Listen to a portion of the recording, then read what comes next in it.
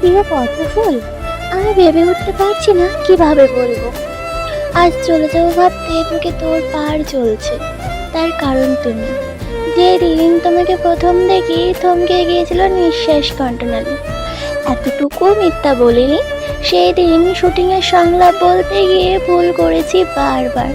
না চাইতেও বারবার চোখ ছুটে চলে যাচ্ছিল লাইরি ঘরের দিকে। বুকে থাকা হৃৎপিণ্ডটায় শিরশির অনুভূতি শুরু হয়। সেই প্রথম দেখা থেকেই প্রতিটা ক্ষণ গুনেছি তোমাকে দ্বিতীয়বার দেখার আশায়। দ্বিতীয়বার দেখা পাই যখন বেগুন নিতে আসো। সেই দিন কথা বলার লোভ সামলাতে পারিনি। টমেটোর অজুহাতে শ্রমণ করি পদ্ম ফুলের কণ্ঠ। মনে হচ্ছিল এমন রিংরিঙে গলার স্বর আর শুনিনি। রাতের ঘুম আড়ি করে বসে। তোমায় প্রতিনিয়ত দেখার একমাত্র পন্থা তোমার স্কুল। সবার অগোছালে কতবার তোমার পিছু নিয়েছি, তুমি বোকা, ধরতে পারোনি একবারও। সুন্দরীরা বোকা হয়, আবার প্রমাণ হলো।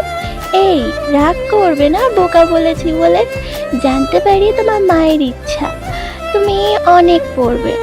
অনেক উঁচু বংশ থেকে বিয়ের প্রস্তাব এসেছে, তাও তিনি ফিরিয়ে দিয়েছে। সেখানে আমি অতি সামান্য, তবুও সাহস করে তোমার বাবার কাছে বিয়ের প্রস্তাব দিই। পদ্ম ফুলটাকে যে আমার চাই, তিনি রাজি হননি।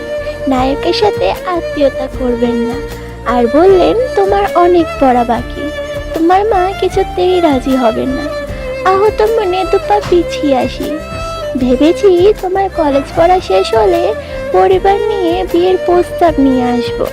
তোমার মায়ের সম্পর্কে যা জেনেছি বুঝেছি তাতে এতটুকু শেষ আছে, তিনি নায়ক বলে এড়াবেন না। তুমি বিচক্ষণ মস্তিষ্কের মানুষ। আমি তোমায় ভালোবাসি পদ্মফুল। ইতি লিখন।